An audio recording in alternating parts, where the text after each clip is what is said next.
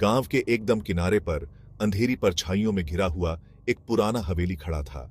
उसकी दीवारें फटी हुई थीं, खिड़कियां टूटी हुई थीं और छत पर घास उगाई थी, जैसे सालों से उसे किसी ने छुआ तक ना हो। हवा में एक अजीब सन्नाटा छाया रहता था, जो कभी कभी पत्तों की सरसराहट से टूट जाता था। लेकिन यह सिर्फ हवा नहीं थी। ऐसा लगता था जैसे हवेली खुद फुसफुसा रही हो, अपने अतीत के राजों को संजोए हुए। गांव वाले हवेली के बारे में तरह तरह की कहानियां सुनाते थे। कोई कहता था कि यह कभी एक अमीर जमींदार का घर था, जिसकी मौत के बाद भी उसकी आत्मा यहां भटकती है। दूसरों का दावा था कि एक खूबसूरत रानी की आत्मा वहां कैद है, जो हमेशा अपने प्रेमी को पुकारती रहती है।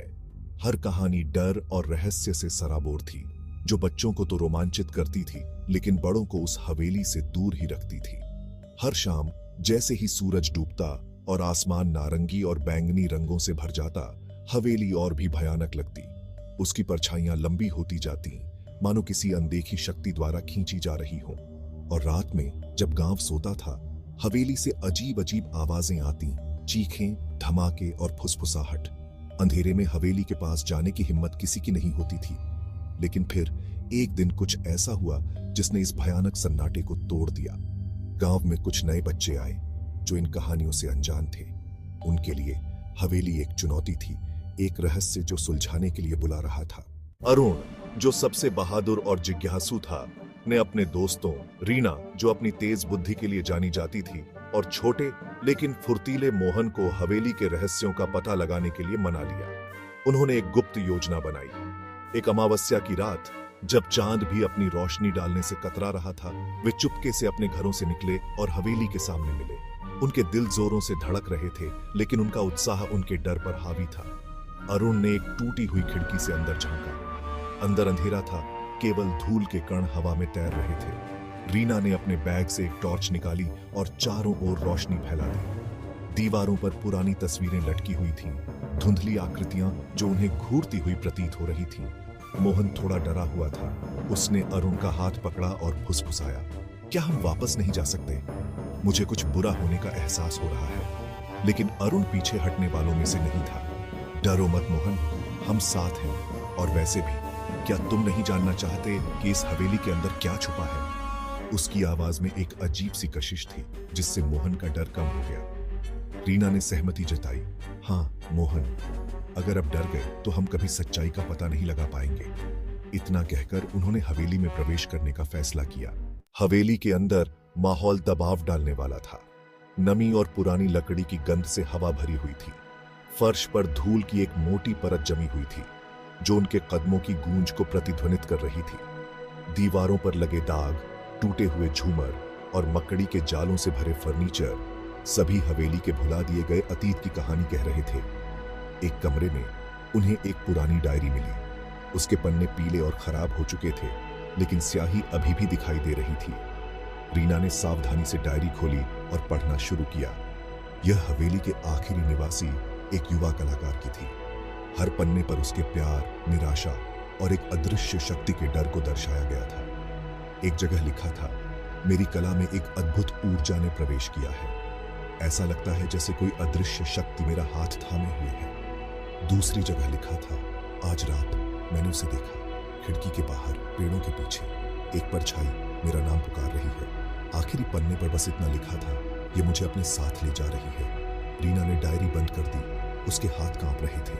क्या यह कलाकार की कल्पना थी, या वास्तव में इस हवेली में कोई अदृश्य शक्ति निवास कर रही थी? इससे पहले कि वह आगे सोच पाती, उन्होंने एक अजीब सी आवाज सुनी, एक धीमी लंबी आवाज, मानो कोई उनका पीछा कर रहा हो। बच्चे चौंक गए और जल्दी से पीछे मुड़े। उनके पीछे कोई नहीं था, फिर भी आवाज अब और साफ सुनाई दे रही थी, मानो कोई उनके नाम पुकार रहा हो। उनके दिल तेजी से धड़कने लगे। अचानक रीना ने दीवार पर एक छोटी सी दरार देखी। उसने अपनी टॉर्च उस पर चमकाई। दरार से एक मंद रोशनी निकल रही थी। उत्सुकता और डर के मिश्रण से भरे हुए उन्होंने मिलकर दरार को चौड़ा कर दिया। जैसे ही दरार काफी बड़ी हो गई, उन्होंने उसके पीछे एक छोटा सा कमरा देखा। कमरे के बीच में एक मेज थी, जिस पर एक मोमबत्ती जल रही थी, और मेज के पास एक बूढ़ा आदमी बैठा था, जिसके हाथ में एक टूलिका थी। बूढ़े आदमी ने बच्चों को देखा और मुस्कुराया। तो तुम आखिरकार आ ही गए? उसने कहा। उसकी आवाज कमजोर लेकिन दयालु थी। मैं तुम्हारा बहुत दिनों से इंतजार कर रहा था। बच्चे हैरान थे, उन्हें समझ नहीं आ रहा था कि क्या कहें। यह बूढ़ा आदमी कौन था और वह इस अंधेरी हवेली में क्या कर रहा था? उनकी उलझन को भांपते हुए बूढ़े आदमी ने कहा, चिंता मत करो, मैं तुम्हें कोई नुकसान नहीं पहुंचाऊंगा। मैं इस हवेली का केयरटेकर हूं और मुझे लगता है कि अब समय आ गया है कि मैं तुम्हें इस जगह के बारे में सच्चाई बताऊं। बच्चे ध्यान से बूढ़े आदमी की बात सुन रहे थे। उसने बताया कि वह उस कलाकार का छोटा भाई था जिसकी डायरी उन्होंने पढ़ी थी। उसने बताया कि उसका भाई मानसिक रूप से बीमार था और उसने खुद को इस हवेली में बंद कर लिया था। उसने बताया कि उसके भाई की मौत एक दुर्घटना थी, न कि किसी अदृश्य शक्ति का काम। लोग डर के मारे अजीबोगरीब कहानियां गढ़ लेते हैं। बूढ़े आदमी ने कहा, सच्चाई अक्सर बहुत सरल होती है। उसने बच्चों को बताया कि वह सालों से हवेली की देखभाल कर रहा था ताकि लोग उसके भाई की यादों का सम्मान करें, उनसे डरे नहीं। बच्चे राहत की सांस ली। हवेली का रहस्य सुलझ गया था। उनके दिलों में डर और अंधविश्वास की जगह सादगी और करुणा ने ले ली। उन्होंने बूढ़े आदमी को हवेली से बाहर निकाला और अपने गांव ले गए। हालांकि हवेली का रहस्य सुलझ गया था, लेकिन फिर भी कई अनुत्तरित प्रश्न थे।